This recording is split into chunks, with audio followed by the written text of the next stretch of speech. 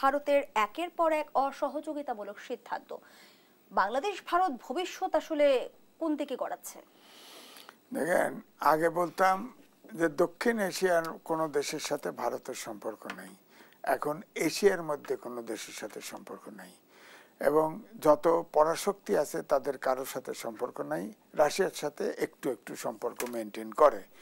এখন আমাদের এই পতিত সরকার প্রধান যতদিন ভারতে থাকবে ততদিন ভারতের সাথে এই টানাপোড়েন থাকবেই, এরপরেও থাকবে। কারণ তাদের চরিত্রটাই হচ্ছে শোষণ করা, বন্ধুত্ব করা না। আমরা ধরেন ফ্যাসিস্ট সরকারের সময় বলতো ভারত আমাদের বন্ধু, তারা স্বাধীনতা যুদ্ধে আমাদের সহযোগিতা করেছে। হ্যাঁ, সহযোগিতা করেছে। তারা পাকিস্তানকে ছোট করার তাদের উদ্দেশ্য ছিল, আমরা স্বাধীনতা চেয়েছি। দুইটা ইন্টারেস্ট একসাথে মিলে গেছে, এই জন্য তারা সহযোগিতা করেছে। এখন যেটা হয়েছে, ধরেন আগে আপনার ভিসা বন্ধ করছে, আপনি দেখেন, তারপরে পড়াশোনার জন্য বাংলাদেশ থেকে যায় না, চিকিৎসার জন্য যায় না, হাট বাজার করতে যায় না, তাদের দেশেই ক্রাইসিস শুরু হয়ে গেছে, খাকা।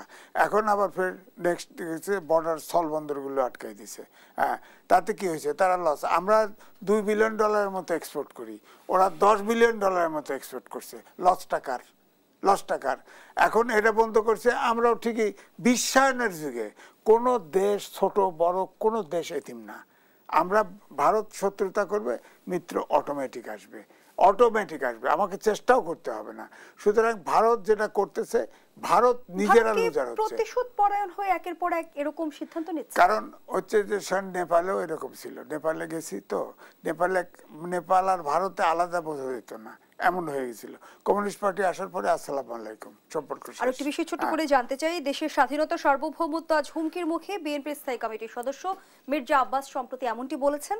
তিনি বলেছেন, আগে আমরা ছিলাম কুকুরের মুখে, এখন বাঘের মুখে পড়েছি। সত্যিই কি দেশের স্বাধীনতা আর সার্বভৌমত্ব হুমকির মুখে? দেখেন, আমি যখন ইন্ডিপেন্ডেন্টের নিউজ এডিটর ছিলাম, তখন চিটাগাং থেকে আপনার শেরপুর পর্যন্ত আমি পাহাড় দিয়ে হেঁটে 6টা রিপোর্ট করেছিলাম। পাহাড়ি অঞ্চলের সব খবর আমার কাছে আছে।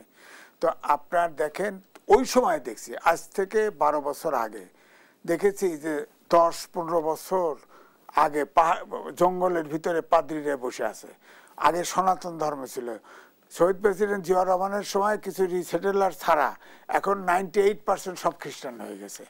এবং একটা প্ল্যান আছে যে ওই আরাকান, আপনার আমাদের 3 হিল ডিস্ট্রিক্ট, তিব্বত, মিজোরাম, এটা নিয়ে আলাদা একটা দেশ হবে।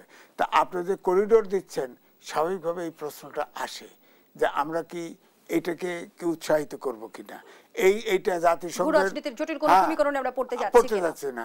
আমি এটা লিখছিলাম যুগান্তরে, আজ থেকে সেই আপনার 17 সালে।